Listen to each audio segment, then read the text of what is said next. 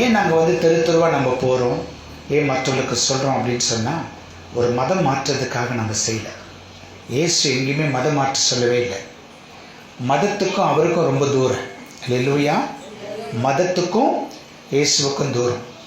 மதம் நம்ம உருவாக்கி நம்ம தெய்வங்களை உருவாக்கி கொள்கிறோம். ஆனால் இயேசு மாணவர் மட்டும்தான் மனிதர்களை தேடி வானத்திலிருந்து இறங்கி வந்தார்.